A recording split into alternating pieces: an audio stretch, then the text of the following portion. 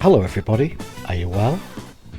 That opening scene is an accurate representation of how some builds come about. I'd stumbled over this mustard bottle the other day and couldn't for the life of me work out why I'd stuck a piece of styrene over the opening bit. So after many hours of contemplating and giving it my best Al Pacino stare until the bottle broke and told me it wanted to be a spaceship or a plane. So because I'm a PC kind of guy and not discriminating, I made both. So let's start scratching that build. I wanted to keep this build simple as I'm trying to save my bottles up for a bigger project I've got down the line, so I decided this low-key build didn't need much to it. Well, it might need a base. Okay, I'm going to add a base. This is a hello, where did you come from? Okay, you stay there.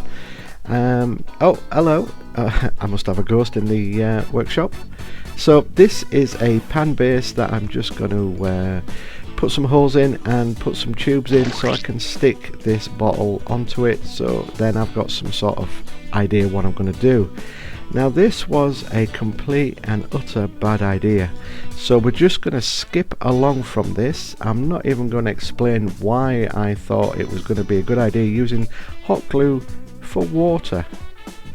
I can feel Morrigan's eyes staring through the screen at me.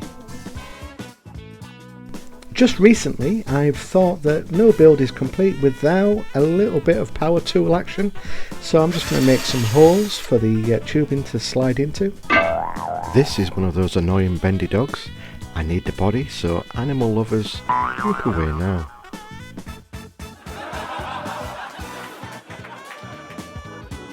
I just need the springy tube, so I'm going to cut it down to size.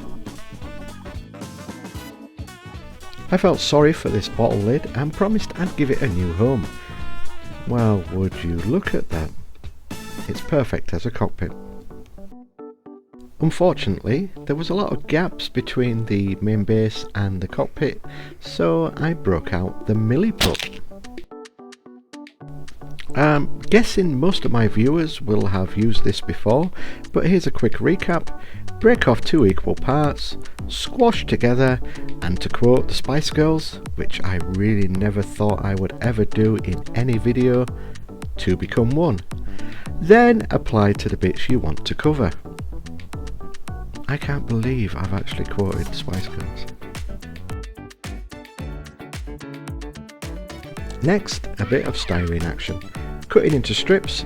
I'm cutting off thin, tiny strips, so I'm going to use the pointy thing to make quick rivets, and then I'll stick that down as the window frame for the cockpit.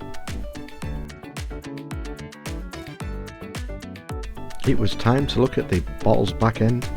It had the usual stamps you find on most plastic bottles, so a piece of styrene is used to quickly cover over the blemish. After that was done, it was time to break out a cheap model kit to do some good old-fashioned kit bashing. I must stress at this point I hadn't a clue where this build was going. Since I don't draw any ideas down and just go with what I have at hand. It's a bit like how Bob Ross used to go wet on wet, except I go plastic on plastic. See where it takes me. I decided the Spaceplane needed wheels, so used the wheels from the model kit and stuck them down onto mine. Then came time for the bendy tubes.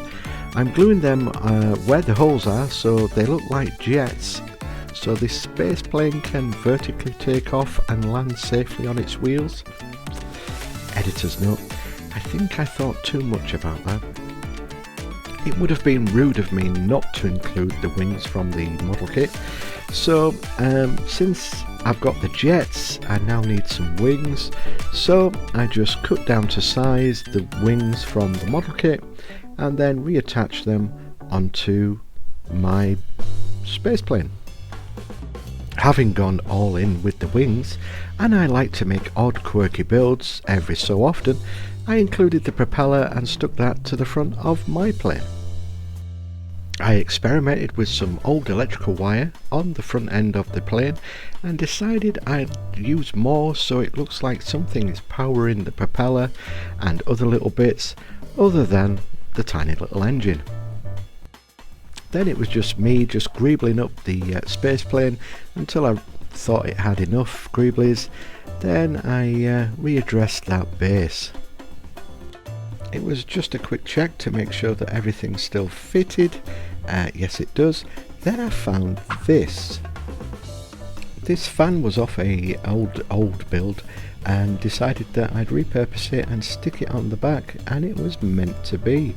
So once that was done, then I went to readdress the base again. This is tarmac paint basically for the English people. It dries like tarmac, so once it dried I thought it might help with the glue bits on the base. No, it didn't at all. Still persevering and not giving in, I decided to try a dry brush of just a grey just to see what that would look like, and that didn't end up well either. Still unwilling to admit defeat with this hot glue, I broke out some cotton buds and decided I'd use them as like the smoke coming from the jet engines to try and cover up most of the hot glue on the base. Getting frustrated, I decided to paint the space plane. Having realised there was more than just green, black and red in my arsenal of paints, I painted the space plane yellow, then applied a little bit of grey to the cockpit. I broke out the masking tape and that didn't end well either. Oh, God's sake. Having fumbled about like a man on a first date with Sharon Stone, I finally managed to mask off the parts I didn't want to paint and started on the wings. I applied more of the yellow on the rotary blades just so it looked a bit more dangerous and a bit more chic, as they say.